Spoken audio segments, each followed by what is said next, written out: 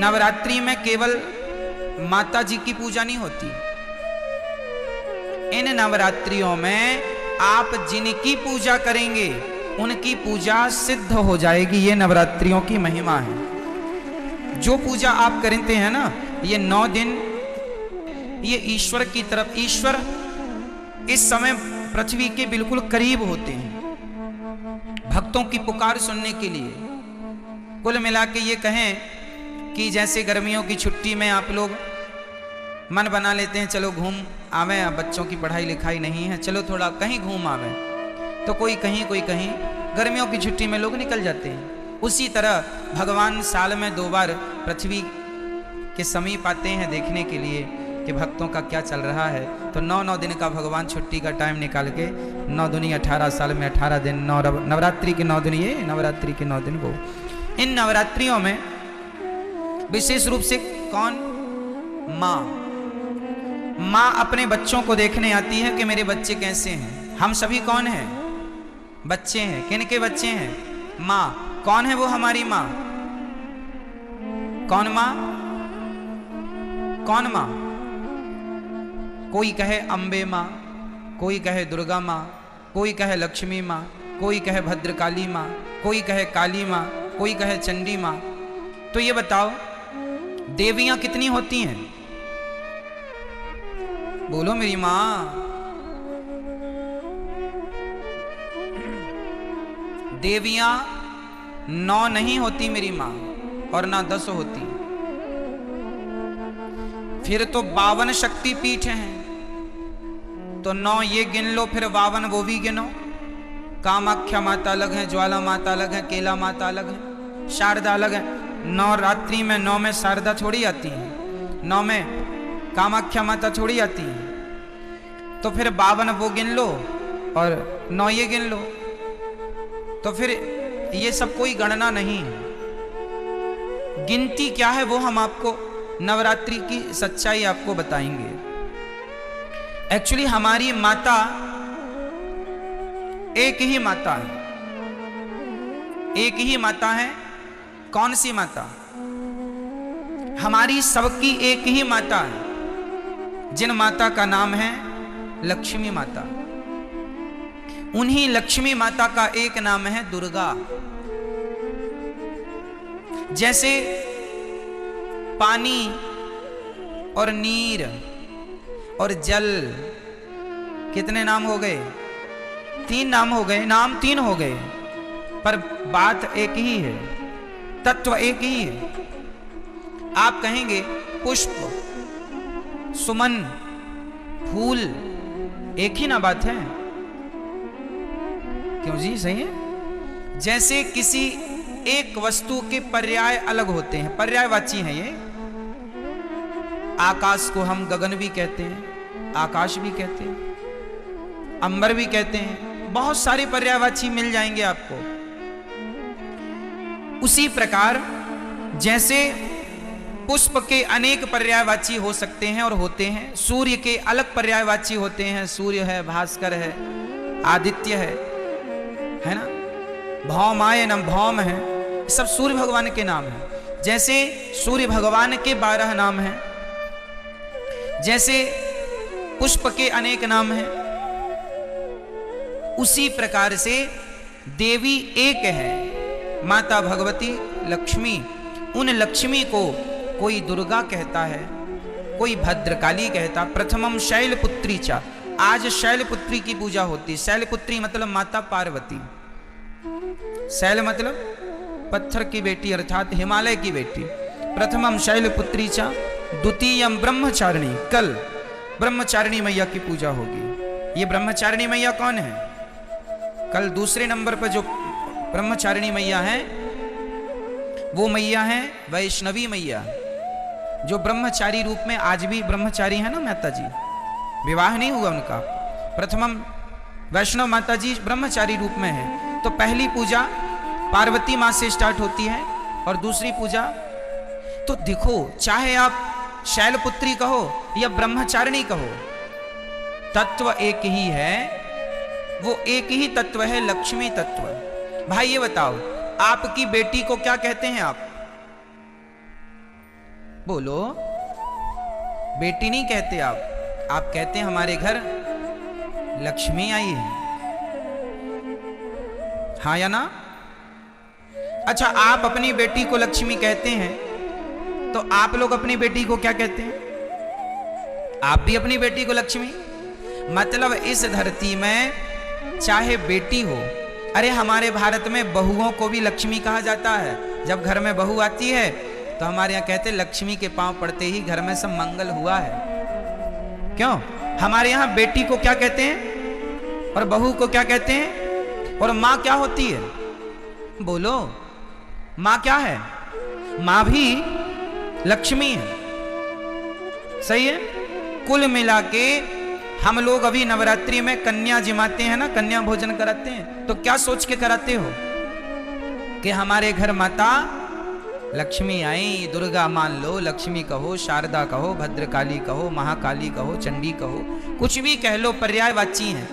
तत्व एक ही है, लक्ष्मी तत्व। श्रीश्चते लक्ष्मीश्च पत्न्या बहोरात्रि पार्श्वे नक्षत्राणि। कहने का तात्पर्य यह है, वेदों में एक ही तत्व की उपासना है, श्री तत्व, मतलब लक्ष्मी तत्व। वही लक्ष्मी तत्व दुर्गा के नाम से जानी जाती हैं। मैहर में उन्हें ही शारदा कहते हैं। अनेक रूप है ना, जैसे वृंदावन में बिहारी जी हैं, उड़ीसा में जगन्नाथ जी हैं, तो क्या ये दो हो गए? वृंदावन के बिहारी जी और उड़ीसा के जगन्नाथ जी क्या ये अलग अलग हैं? भाई वही कृष्ण उड़ीसा में जगन्नाथ बन के बैठे हैं, वही श्री कृष्ण वृंदावन में बिहारी जी बन के बैठे हैं, वही द्वारिका में द्वारिकाधीश हैं, वही पंढरपुर में विठ्ठलनाथ हैं, वही श्रीनाथ हैं। एक ही तत्व, अनेक रूप रूपाय विष्णवे प्रभु विष्णवे। उसी प्रकार एक ही परम तत्व है और वह है लक्ष्मी तत्व। वही लक्ष्मी आज प्रथमम शैलपुत्री चा, आज वही लक्ष्मी क्या बन के पूजेंगी? आज वही लक्ष्मी माता पार्वती बनकर के पूजेंगी, जगत जननी कहलाएंगी। आज उनके हम पार्वती स्वरूप का पूजन करेंगे। तो आप लोगों को घर में दीपक जलाकर आज माँ भगवती का ध्यान, लक्ष्मी जी का ध्यान करना चाहिए। हे माँ, हमारे घर में ये आपका ही घर है, आप हमारे मन मंदिर में आकर बैठ जाइए। नया वर्ष है माँ, हमारी बुद्धि को निर्मल कीजिए। हम सदा आपकी सेवा करते रहें, हम सदा आपकी आराधना करते रहें और हमारे घर में ये खुशियों का दिया सदा जलता रहे, ये ज्ञान का, ये भक्ति का दीपक सदा प्रज्वलित होता रहे। आज के दिन आपको राम रक्षा स्तोत्र, नारायण कवच का पाठ करना चाहिए। जो भी पाठ करेंगे, कुछ ना आवे तो श्रीमन नारायण आप आज श्रीमन नारायण का जाप करें तो वह नारायण का जाप भी सिद्ध होगा। आप यदि ओम नमः शिवाय का भी जाप करें तो आज जो भी जपेंगे वो सिद्ध होगा। आप ओम नमः शिवाय जपें या गंग गणपतये जपें या दुर्गा माता जी का मंत्र जपें या फिर आप श्रीमन नारायण जपें, जो भी आज जपेंगे, आज मतलब 9 दिन तक निरंतर, वो आपका सिद्ध। इसलिए ये 9 दिन विशेष पूजा पाठ के लिए निकाले जाते हैं। साल भर आप फुर्सत नहीं पाते, समय मिलता नहीं है, 9 दिन का समय निकाल लो और पूर्ण रूप से भगवान के होकर भगवान की शरण में रहो। ये नवरात्रि है, ठीक है। जो आप जपेंगे उसमें आपको सिद्धि प्राप्त होगी। तो इसलिए इन 9 दिनों में बहुत अच्छे से हमें अपना जीवन आनंद पूर्वक व्यतीत करना चाहिए। और यहाँ पर एक संकेत भी है कि दुनिया वालों, नवरात्रि में जिन कन्याओं को बुला बुला कर, पांव धोकर, माहौर लगाकर जिनकी पूजा करते हो, जिन्हें दक्षिणा देकर विदा करते हो, खीर पूड़ी खवाते हो, उन कन्याओं को केवल एक दिन के लिए देवी ना मानो, सदा सदा के लिए नारियों को देवी मान के उनकी सेवा, उनका सम्मान करो। नारी का सम्मान सदा लक्ष्मी मान के आप आज नवरात्रि में एक लड़की का आप सम्मान करते हैं देवी मानकर, और नवरात्रि जाने के बाद उसी नारी का आप अपमान करते हैं, तो ये तो कोई बात हुई नहीं। नारियों का सदा सम्मान बना रहे। देखो हमारे सनातन धर्म में नारियों का कितना बड़ा आदर है, कितना बड़ा सम्मान है। दुनिया के किसी धर्म में, मजहब में नारियों का इतना बड़ा सम्मान नहीं है। हमारे यहाँ भगवान मानकर नारियों को पूजा जाता है, देवी मानकर पूजा जाता है। और केवल नवरात्रि में नहीं, नवरात्रि आई तो नवरात्रि के द्वारा तुम ये मान लो कि भाई ये सदा सर्वत्र पूज्य है। नारी तो सदा पूज्य है, केवल नवरात्रि में नहीं, ऐसा नहीं, सर्वत्र सब जगह हमेशा 365 दिन। तो नवरात्रि की बड़ी महिमा है। इन नवरात्रियों का पूजन भागवत जी में आता है कि भगवान श्री कृष्ण के जब जामवंत जी से युद्ध करने भगवान गए, तब उनकी अनुपस्थिति में 9 दिन का द्वारिका में एक महायज्ञ हुआ था देवी जी को प्रसन्न करने के लिए। तो नवरात्रि तो भगवान श्री कृष्ण भी मनाते थे, नवरात्रि तो भगवान श्री राम भी मनाते थे। तो आप सभी को नवरात्रि की लाखों लाख शुभकामनाएं, बधाई, आपका जीवन मंगलमय हो। आज के दिन आप लोग अपने घर में कम से कम एक कन्या को बुलाइए शाम को, और एक कन्या का भोजन कराइए। आज शाम को ही बुला लेना, क्योंकि अब तो 3 बज गए हैं। अब कल से सुबह बुला के कल 2 कन्याओं को खिलाना। पहले दिन एक कन्या को भोजन कराना चाहिए, एक से ज्यादा भी हो जाए चलेगा, कम से कम एक। पहले दिन हमेशा एक कन्या, दूसरे दिन 2 कन्या, तीसरे दिन 3 कन्या, चौथे दिन 4, 5वें दिन 5, छठे दिन 6, 7वें दिन 7, 8वें दिन 8 और 9वें दिन 9 कन्याओं का भोजन करें। आप नवरात्रि में कुछ लोग व्रत रखते हैं, अच्छा है।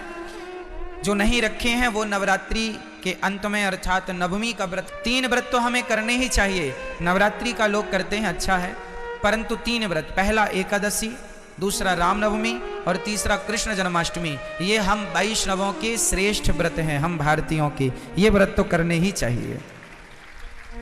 तो ये व्रत का अर्थ होता है उस दिन ज्यादा से ज्यादा भगवान का चिंतन, और अपने घर में कन्याओं को जरूर बुलाकर उनका सम्मान करके उनको आदर सहित भोजन कराइए, चरण धोइए। और यदि कन्या ना मिले तो कोई बात नहीं, अपनी माँ के चरण धोकर अपनी माँ को श्रद्धा से भोजन कराओ, ये सोचकर कि ये भगवान है, माँ है। माँ, आपके घर में कन्या ना हो तो माँ तो है, तो माँ की चरण धोकर माँ का सम्मान कीजिएगा, ठीक है। ये नवरात्रि में देवी का पूजन, तो देवी तुम्हारी माँ देवी नहीं है क्या? क्यों? माँ से बड़ी कोई देवी है? इसलिए अपनी माँ। कई लोग ना अभी इस नवरात्रि में तो नहीं, जो अगली नवरात्रि आएगी वो नवरात्रियों में, उस नवरात्रियों में लोग माता जी घर घर बिठाते हैं, हर गली चौराहे में माता जी बैठती हैं ना। हम कहते हैं कि आप मिट्टी की माता जी बनवा के बिठाते हैं, अच्छा है, सम्मान कीजिए, श्रद्धा रखिए, अच्छा है, सब ठीक है। पर वो माता जो मिट्टी की बनी है, उन माता में श्रद्धा तो रखिए, पर उनसे ज्यादा उस माता में श्रद्धा रखिए जो परमात्मा ने बनाई है। जैसे आप अपनी माँ कह के बुलाते हैं, माता, उसका तो असली नाम माता ही है, माँ है। विडंबना तो ये है कि आज लोग मंदिरों में जाके माता जी को तो जल चढ़ाते हैं, माता जी की जय जयकार करते हैं, पर खुद की माता जी भूखी मर रही हैं, खुद की जन्म देने वाली माता प्यासी मर रही हैं, और आप जय माता दी के नारे लगा रहे हैं। इससे फायदा क्या है ये बताइए। कई लोग ना बड़ी होड़ करते हैं, खासकर नवरात्रियों में। क्या होड़ करते हैं कि उन्होंने भंडारे में 50,000 खर्च किया, हम 1 लाख का भंडारा करेंगे। उस कॉलोनी में 2 लाख का भंडारा हुआ, हम 3 लाख का भंडारा करेंगे। क्या होगा इससे? तुम देवी को खुश कर लोगे? अरे ये ना देखो कि भंडारा कितना बड़ा करना है, ठीक है, जरूरतमंदों को भोजन कराना जरूरी है, ठीक है, कराना चाहिए, अन्नदान श्रेष्ठ दान है। पर ये मत भूलिए कि आप अपनी 50,000 का भंडारा तो आप करा रहे हैं, सबको खिला रहे हैं, पर खुद की माँ बुढ़ापे में अलग बनाकर खा रही है, तो आप कौन सी देवी को खुश कर रहे हैं? क्या आपके इस व्यवहार से आपकी खुद की माँ भूखी मर रही है और आप सबको भरपेट भोजन कराएं, क्या आपके इस व्यवहार से माँ भगवती प्रसन्न हो जाएगी? इसका विशेष ध्यान रखना चाहिए। और हम सभी को इंसानों को भगवान मानना चाहिए। किसको भगवान मानना चाहिए? हमारी माँ भगवान है, हमारे पिता भगवान है, हमारे पति भगवान है, हमारे गुरु भगवान है, हमारे अतिथि भगवान है। जो इनमें भगवान का दर्शन कर लेगा वो फिर पत्थरों में भी ईश्वर का दर्शन कर लेगा। जो इंसानों में ना कर पाया वो पत्थर कभी नहीं पूजता रहे, झूठा पूज रहा है, झूठे ही है। है ना। कबीर जी लिखते हैं कि पाहन पूजे हरि मिले, पाहन मीन्स पत्थर होता, पाहन पूजे हरि मिले तो मैं पूजू पहाड़, तासे तो चक्की भली जो पीस खाए संसार। पत्थर ही पूजना है तो तुम्हारी चक्की भी पत्थर की होती है, उसी को पूज लो, क्योंकि वो तो कम से कम तुम्हें आटा देती है पीस के। पत्थर ही पूजने हैं तो चक्की को क्यों नहीं पूजते। तो पत्थर पूजने की बातें नहीं है हमारे सनातन धर्म में। हमारे यहां मंदिर बाद में बने हैं। सनातन धर्म की गहराइयों को समझना पड़ेगा। कई लोग कहते हैं सनातन धर्म में तो पत्थर की पूजा होती है। ना जी, हमारे यहां पत्थर की पूजा नहीं होती। किसकी पूजा होती है वो मैं आपको आज स्पष्ट कर देता हूं। सुनो, हमारे वेद कहते हैं, पहला वाक्य है मातृदेवो भव, पितृदेवो भव, आचार्य देवो भव, अतिथि देवो भव। ये 4 वाक्य वेद का पहला मंत्र है। ये वेद यहां से शुरू होते हैं। पहली आज्ञा वेदों की क्या है? मातृदेवो भव, मां को भगवान मानकर सेवा करो, ये वेदों की पहली आज्ञा है। पिता को भगवान मानकर उनकी सेवा करो, ये वेद की दूसरी आज्ञा है। अतिथि को भगवान मानकर सेवा करो, ये तीसरी आज्ञा है। और गुरु को भगवान मानकर सेवा करो, ये चौथी आज्ञा है। अब सोचो, ध्यान से समझना, जो व्यक्ति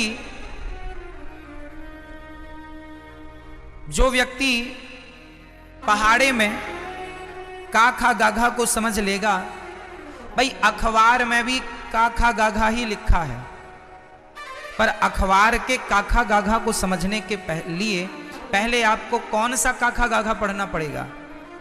स्कूल में जाकर, स्कूल में हमें बुक मिलती है, उसमें जो काखा गाघा लिखा है उसको पहले मास्टर जी समझाते हैं। जब आप स्कूल जाके काखा गाघा समझ लेंगे तो फिर अखबार का काखा गाघा समझ में आ जाएगा।